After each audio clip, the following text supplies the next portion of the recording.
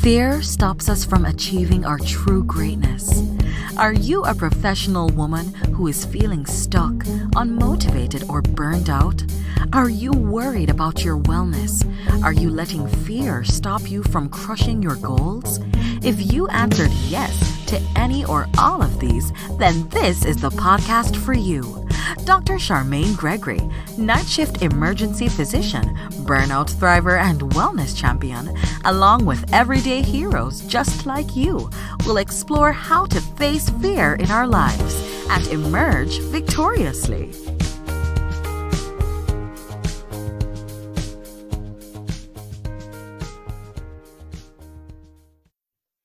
Hello, Fearless Freedom Tribe. Dr. G here, and today we have the amazing Dr. Nilong Vyas. She is a pediatrician who specializes in something that, if you're a parent, you totally understand this pain, and that is sleep and everything having to do with that. Nilong, do you want to tell the audience about who you are and what you're up to? Yeah, hi. Thank you for having me. This is exciting, and I love to let people know what I'm up to. A lot of new things happening, but I'll start with the basics. So I'm from New Orleans, and here in New Orleans, when someone is trying to get to know you, they ask you where you went to high school. They don't care where you went to college or postgraduate school. They want to know where you went to high school. So I went to West Jeff High School. Completed high school in 3 years, and then went off to Our Lady of Holy Cross College, which is now called University of Holy Cross. Completed that in 3 years, worked in the PTR doing research for about a year, and then decided to get my master's in public health at Tulane. Okay. And then I worked investigating outbreaks, which was a lot of fun. We got to go around the state investigating outbreaks when people would get sick, secondary to food or chemicals, which was pretty exciting. But getting involved in that really escalated my desire to become a physician. And so I went to med school at LSU and then did my residency in pediatrics at Children's Hospital. And I worked in private practice for 8 years, and then jumped off that bandwagon and started my business, Sleepless and NOLA, in 2014. And of course, throughout that whole process, I got married, lost a baby, we evacuated for Katrina, had 2 kids, bought and sold houses, I lost my father to cancer. Oh no. Yeah, lots of life happening in between all of that education. But yeah, it's been a interesting ride, but very happy to be at the, have come out much stronger on the tail end of all of that. That is quite the journey. Oh my goodness. Yeah, I feel like everybody has that, right? Everybody's got their shit, right? That's the truth. That is so the truth. No matter how we present currently, we definitely have backstories that are filled with turmoil and overcoming. So, Yes. I definitely want to acknowledge what you said and the losses that you've had, because you mentioned 2 very impactful losses. You talked about the loss of a child and also the loss of a parent. And, there is so much surrounding that. How did you deal with that? How did you overcome that? I think primarily with the help of friends and family. Everyone says, don't tell anybody that you're pregnant until 12 weeks, because then in case you lose the baby, you don't want to have to tell everyone that you lost the baby. Right. But I think that makes it a lot harder to cope if you tell people, oh, you lost a baby and they didn't even know you were pregnant. But luckily for us, we had just told everybody. We had just evacuated for Katrina. Okay. During Hurricane Katrina. And we're like, you know what? We're evacuated. Let's share this good news with everyone. And we did. And then within a few weeks, lost the baby. So it was we're sort of grateful for having had told everyone, because we then were able to get that support. I see. And then with my father, that was obviously very difficult. And I was acting as his medical advocate and going to all his appointments and, helping him navigate that process. And that was around the time that I decided to leave private practice and start my own business, so that I could have that flexibility and do something that I was passionate about, because life felt short, Wow. So, so you made that decision, and that is a huge quality decision as far as life is and lifestyle is concerned. Now, when you did that, was there any fear or angst around walking away from the practice and, doing your own thing? I think there's a little bit of fear just because of the uncertainty of it. In medicine, you're kind of given a path to follow, and it's easy in a way to follow it, because okay, after med school is residency, after residency is a job, and in the job, this is what you do, and this is what I've been trained to do. And so the uncertainty of, how do you start a business? How do you get clients? How do you bill? What should you bill? All of that uncertainty, which you're not taught, obviously, in med school, the business side of things provided a bit of fear. But I was so passionate, and that the fear for me wasn't as much, especially since I had the support of my husband and family, that, if this is what you want to do, let's do it. And I knew I always had true medicine to fall back on. I had my private practice to come back to, so in that way, that kind of protected me a little bit. I think it took a lot more courage, right, to make that step and say, what if I fail? Then what? But I knew that if I did fail, I always had something to fall back on. And that's what gave me the courage to kind of keep moving. Okay. So you had this idea. So tell us about the backstory of that. How did you come to want to dedicate your business and your mission towards sleep health? How did you get there? Yeah, for me, it was when I had my kids. And, when sleep was an issue for them, I was like, oh my gosh, I don't know as much about this that I thought I should, being a pediatrician and, being a woman and being someone who babysat and was around kids her whole life. I thought this, parenting thing would be a cinch. And once I realized very quickly that, I'm not as well prepared as I thought I should be, I kind of took matters into my own hands and decided that I'm going to attack this very scientifically and approach this lack of sleep for my child as a just kind of systematic approach, and go through all the journals and medical books and take into account what friends and family are saying and the sleep books are saying. And I kind of took all of that information, because a lot of it was really confusing and contradictory. And I took it all and kind of looked at it scientifically and came up with a plan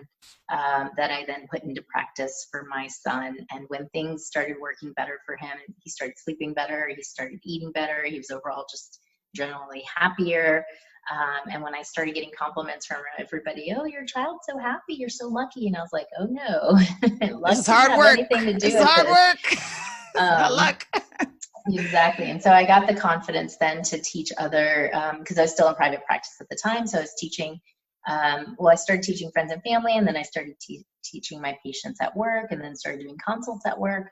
And then once I had my second son and things started working well with him, and then, my dad started really getting sick, I was like, you know what, I'm going to see what I can do with this business, and if I can develop this business. And that way, again, I will have more time with him. And if it works, great. And if it doesn't work, then I can always go back to private practice. And here I am 5 years later. Oh, that's so awesome. And it's working.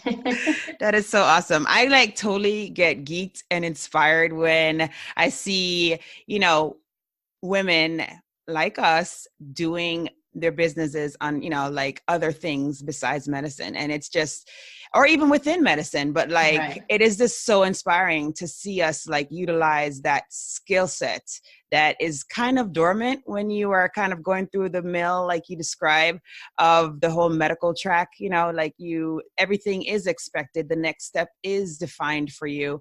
Whereas entrepreneurship is like so different because, it's constantly like failing forward and fast and then picking up and course correcting. And you just use a completely different skill set than what you would use when you're caring for patients on a daily basis. So it's just super exciting. So I'm just very encouraged right now. And when I first started, I was seeing about a client a month. And that to me at the time, especially since I was developing the business, was like perfect. But I was able to, within the 2 years from starting, to build the business to where I was seeing about 3 or 4 clients a week. And that was all obtained through word of mouth. Awesome. Didn't, go out and really advertise and try to get clients. It was just, one client led to the next client, which led to the next. And then last year, I licensed a physician to become a sleep consultant using the Sleepless and NOLA methodology. So I not only taught her the business side of things, but also the sleep side of things. And she now is her own sleep consultant in Canada. Awesome. Wow. Yeah. So it's like, not only have you expanded beyond NOLA, but you have gone international. Kudos to you, girl. That's awesome.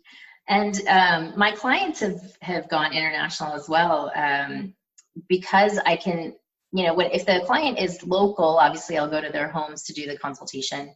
But I've seen multiple clients in Africa, in England, in India, Canada, and all over the US virtually on Skype and FaceTime. So because of technology, that is available these days. And so you can do it from anywhere. I remember we had gone to India to bring my dad's ashes in 2015. And I remember seeing clients there.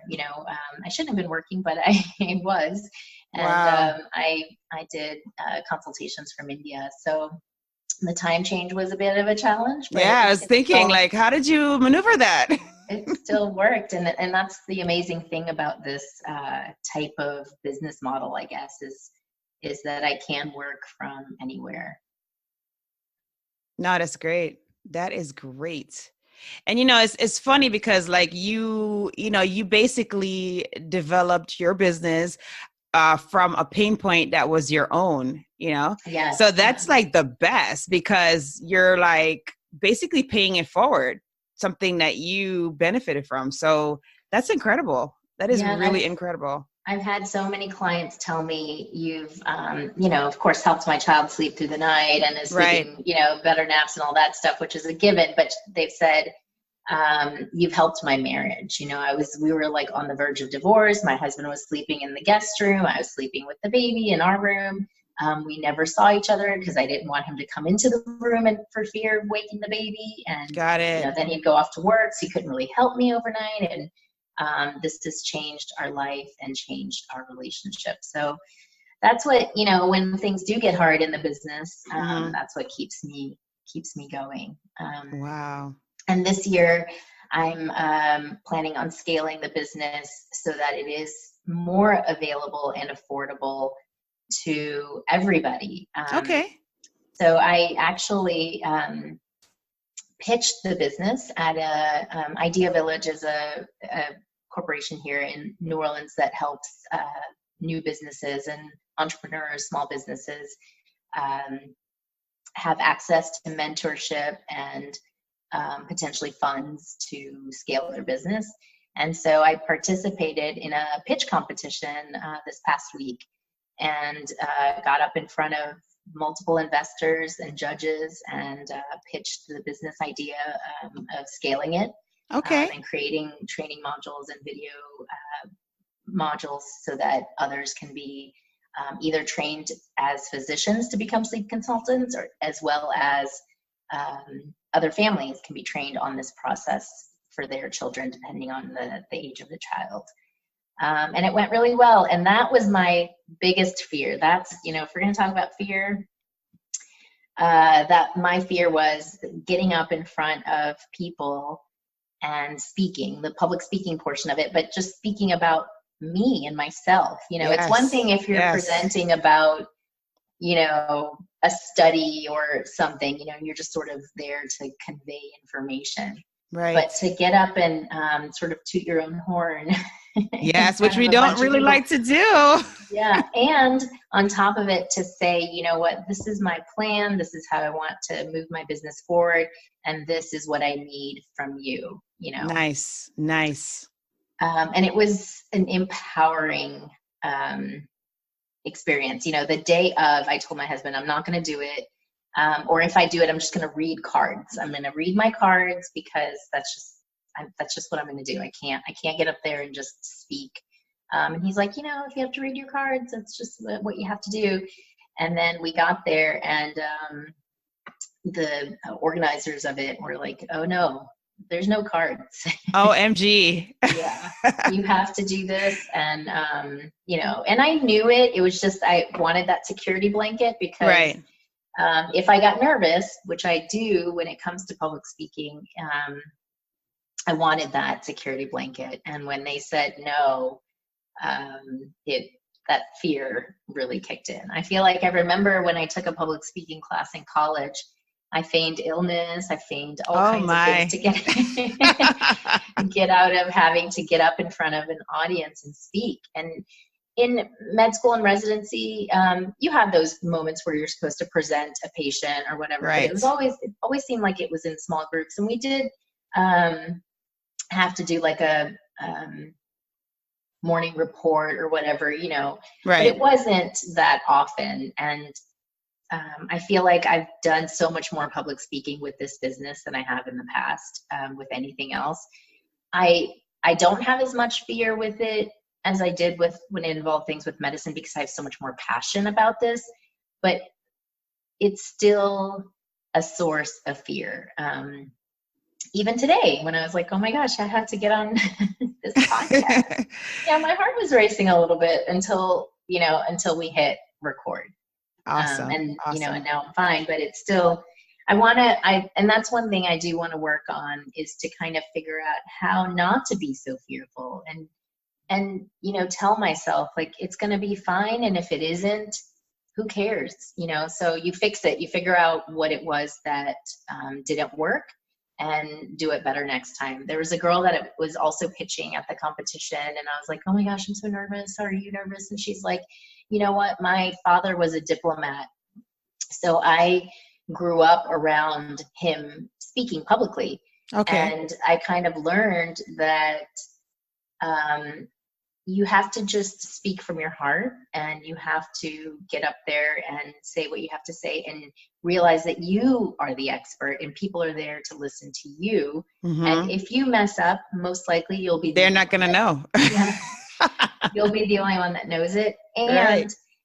If it is a big enough mess up that other people realize it, it will be forgotten and people move on, and then you learn from it, And she really kind of helped me get through it, knowing that, that it's not the end of the world. It's not a big deal. You don't have to be perfect. And if you are, great. But if you're not, it's okay. You have to forgive yourself and move on. Yeah, no, that is such great advice. I mean, yeah. And then the other thing too, to remember is that everyone feels this, right? Because I don't know if you ever read Brene Brown's any of her books, but like she talks about it. Like she's like, I was getting ready to give this speech to, this corporate environment, and before she got on stage, she just really she looked out, she peeked out the through the curtain, and she saw all these people dressed in suits, and she just all of a sudden had that imposter syndrome, like totally felt as though what I have to give is not enough for this audience because they are executives or whatever, whatever it was. And it was literally, realizing that everyone has the same fear and everyone is the same. We all have to eat food. We all have to sleep. We all have to do all the things. So, having, making that intimidation stop us from giving our content to an audience is actually like doing the audience a disservice. Yes. So, she was just saying that, when she realized that, she just felt a whole lot more comfortable, and she was more prepared mentally to give to the audience. So it sounds like, this person that you met is imparting very similar kind of advice. She's saying, look, this is something that, they, more than they do, and they're there to hear what you have to say. So, let's just get it. Let's get it going, and let's give to this audience. So that was some great advice that she gave you. Yeah, it's just a matter of getting out of your way. Like Yes. We're sometimes our own worst enemy. Nobody else, no one's out there saying that you can't do it. It's that little inner voice that needs to be, put down. Absolutely. that inner voice needs to be put to sleep. Unless it's coming with positive vibes only, right? I mean, absolutely. Right. Absolutely. And I know that you rocked it. I'm pretty sure you did. When do you get feedback about whether you got whether you got into the program? Well, so there was only one winner of the competition, and that person did an amazing job. I'm super proud of them. But I did, one of the judges who asked, each judge was allowed to ask a question. And one of the judges that asked a question reached out to me later and said, I'm very interested in your business. I'm interested in helping you scale it. And he's a local entrepreneur that works with small businesses specifically to help them scale. So the presentation was Wednesday. He reached out to me on Thursday and said, I want to meet you this week to figure out what our next steps are. So I've sort of been on a high since then. Oh my gosh, that's so awesome. Congratulations. Thank you. So, so we're, I need to, I'm going to get all my sort of user journey and business model type information together to present to him, and he'll present to me what we can do and how I can work with him to move forward. So wow, I'm pretty excited about that. That's very whole exciting. prospect. Oh my gosh. It's like, sounds like you have a sponsor locally, which is great. Because we always talk about mentorship, but literally if you have someone that's going to sponsor you and really help you to like get to that next level, that is like platinum. That's awesome. Yeah. And he was, he had a good overview of what the business was and how it can be scaled. And he has access to those sort of clientele and, how to transport the business to the next level. And so I'm, I couldn't have asked for anything better, to come out of it.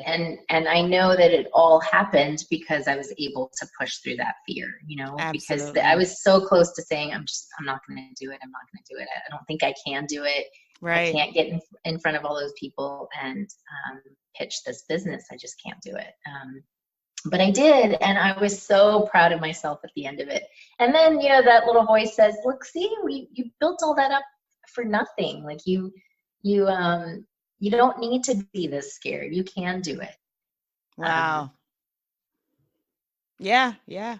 It's funny because we think that someone is going to die when we get on stage, namely ourselves. Right. But that's just not the case, clearly. But no, that's awesome. Oh my goodness. That is such a great opportunity that has now presented itself because you stepped out on fear and literally did it anyway. So thank you for sharing that. I couldn't have asked for a better story if you shared on the podcast. I know. I mean, it just happened this week. So I know. That's pretty cool. That is pretty cool. So tell me, what were you going to say? No, I was just going to say that was one of the most important things I've, as going through that process was, I had to learn to kind of push and motivate myself because in medicine, traditional medicine, you're you're pushed by the sort of parameters of the program, parameters of the outline that's set out for you from the school or residency. You know, like you have to get this step 1 completed by this time, or you can't move, you know, forward to the next thing. Then you have step 2 to do, and then you have this to do and that to do.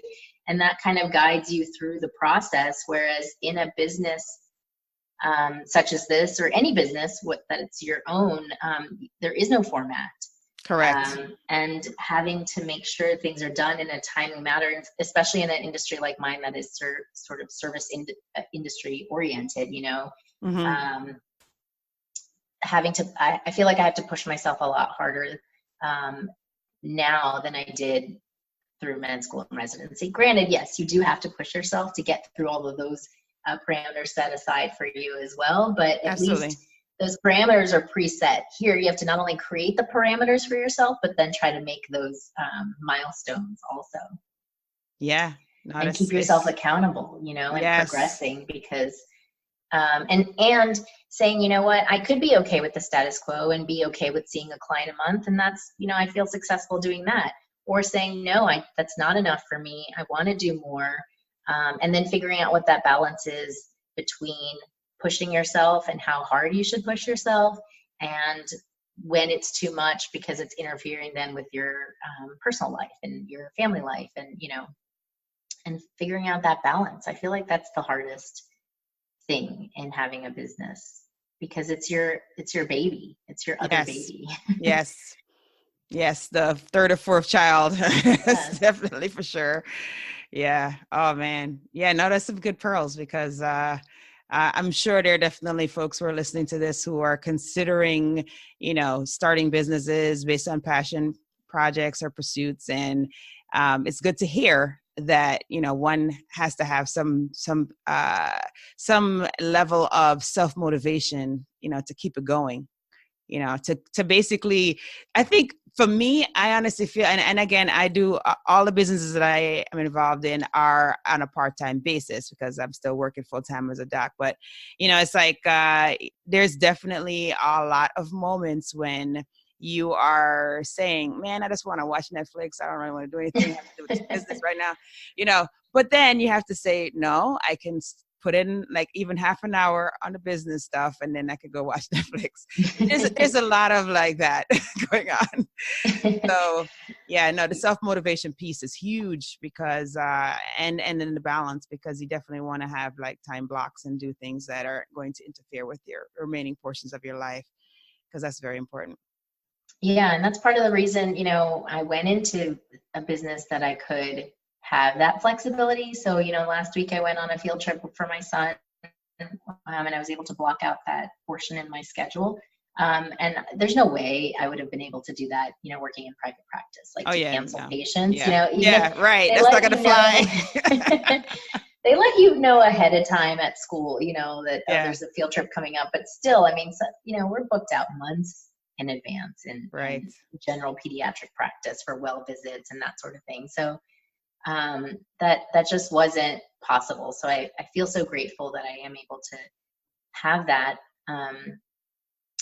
But then, you know, it almost is like, oh, well, you took this time off to go on this field trip, so now you have to work extra and double and harder to make up for what was lost, you know.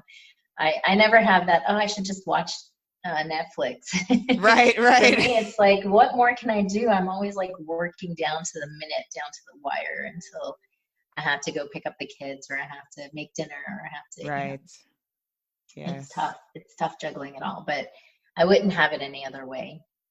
It definitely sounds like you are enjoying yourself, which is the key, right? I mean, when it stops being fun, then it probably isn't worth doing.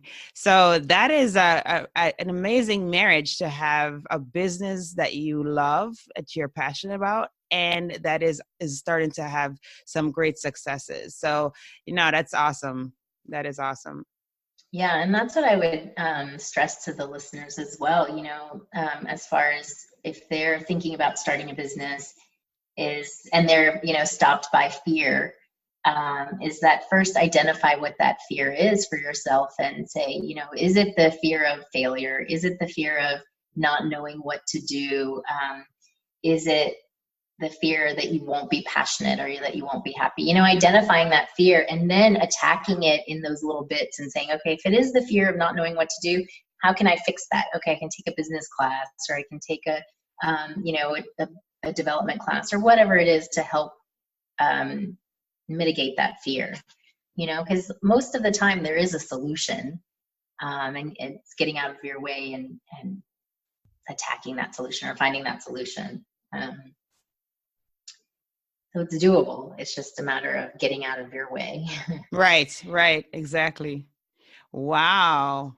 Yeah. No, that's really good advice. I agree with you on all counts, because man, recognition is the biggest thing, and then taking the action plan really can make all the difference. And you get breakthroughs like you did, right? I mean, you push past the fear, and then you ended up with an amazing sponsor that's going to help to catapult you to the next level. So, you know, it's worth it to push past fears that are not physically dangerous to yourself, right? Right. So, I always have to put that out there, because some people be like, well, should I? And nope. Any fear that is life or limb threatening should not be pushed past. Yes. That's there for a reason. The other ones you can work on. Yeah, I feel like before having kids, I didn't have those kind of fears. I wanted to jump off, you know, buildings and jump out of airplanes and, you Right. know, do really dangerous things. But now I'm like, oh no. Now I have more legitimate fears, I guess. But I still think they're fears that need to be pushed through, because Sure. I feel like fear exists because of the unknown for me. You know, and the fear of potential failure, not doing it just right, or not being perfect. And, you know, I know for me, that's what I really need to work on, is that it doesn't have to be perfect. If it isn't perfect, which it probably won't be, then you can fix it, you know. That's right. And seeing people see you as vulnerable makes a big difference as well. You know, if you're always perfect, it's going to be intimidating to a lot of people. You're not relatable if you're always perfect. Yeah. You know what I mean? Because Yeah. nobody's that way, really. You know what I mean? Like, we all wake up with like stuff in our eye. You know what I'm saying? Like, that's not like, don't wake up beautiful in the morning with like flawless, you know, makeup or whatever. Yeah. So yeah, no, that's real. You know, the vulnerability piece is real, and it's what makes you relatable to the people around you, in particular your tribe.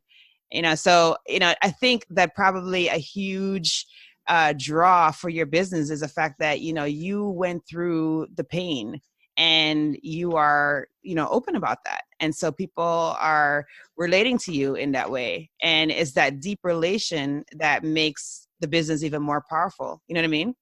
The impact of it. Thank you. Yeah. It's hard to see it that way when you're in the thick of it, you know. Oh, yeah, no doubt. Like, I just need some sleep. I'm tired. I'm like so grumpy because I'm so tired. Oh my gosh. Yeah, no, that's real. That is so real. Love the babies, but man, sometimes it can be challenging. But that's where your expertise will come in. So there you have it. So, hey guys, I know that you're looking to figure out how you can get in contact with Dr. Vyas and see how you can be involved with Sleepless and NOLA. So, you know, Nilong, you want to tell the audience how they can reach you and your contact points? Yeah. So if you're a patient, meaning you have a child that isn't sleeping well and you want to have a consultation, you can go on the website at www.sleeplessandnola.com/consult and schedule a free 15-minute consultation where we'll discuss specifically what's going on with you, your child, and the family, and what the needs are, and then I'll recommend a plan that would suit your needs best. Some families, you know, just need a little bit of help, and a quick 1-hour consultation may do the trick. Some people are needing a lot of assistance and a lot of hand-holding, and in that case, we would do like a full consultation. So we'll figure that out during the free call. Okay. And then they can book whichever consult was recommended. And if you are a physician considering being a sleep consultant, you can email me directly at Dr. Vyas, so DRVYAS at sleeplessinola.com, and let me know that you're interested, and we can set up a meeting and figure out what path we need to take. But I'm also on Facebook. Okay, cool. Yeah, share that. And Twitter and Instagram. They're all pretty much the same handle, Sleepless Inola. Twitter is Sleepless Inola MD, and Instagram is also Sleepless Inola. So we're pretty active on social media. This month is SIDS awareness. Right. So we're posting a lot of pictures about safe sleeping environments. So definitely follow us on Facebook, follow us on Instagram, and sign up for our newsletter. You can go on the website and sign up for the newsletter to get those tips and videos and discount codes and that sort of thing straight into your inbox. And have the firsthand information when we do schedule the full-on, we roll out the new plan, the new scalability of the business. All of that will be shared by the newsletter. So sign up for that. And you can do that on the website. Awesome. And then I will put all of this information in the show notes as well. But it's great that you're able to articulate that here, because then if someone's driving, at least they can, know to reference back to Sleepless and NOLA and get in contact with you. So great. That's awesome. So I know everybody's going to reach out to Dr. Vyas and get yourself squared away and make sure your babies are sleeping well. So I know you will. Oh my God. All right. This has been such a great conversation. I really appreciate your time, taking time out to talk to myself and the tribe. We really appreciate you.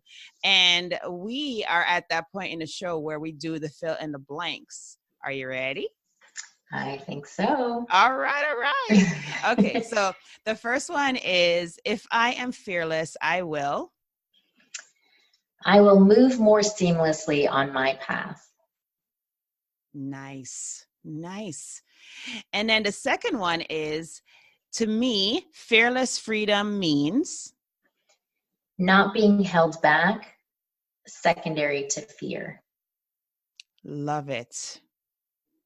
And last, but definitely not least, my battle cry is when fear is put on the back burner, throughout all aspects of your life, then happiness can prevail. Awesome. You are the bomb.com. I just have to say that. Oh my goodness. Yes. So that is our episode for today. And again, we are super grateful that you took time out to spend with us and to share your story and share all the great things that you're up to. And it has been a pleasure chatting with you. Well, I want to thank you so much, because not only was I able to, because of this podcast, I had to kind of think about that for myself and what it is that does invoke fear in me and my life, and what I'm going to do about that, in the future. So thank you for allowing me to think through that for myself, and of course share my story and overcome this fear of speaking today. Awesome. Let me tell you, that is definitely I appreciate that. I definitely do, because the struggle is real when it comes to facing fear. So, I appreciate that a lot. And I'm proud of you. Oh, thank you. Oh, it's a love fest up in here now. I love it. Oh my God. All right, cool. Well, thanks so much. Have a great day. And I look forward to catching up with you again one day. Absolutely.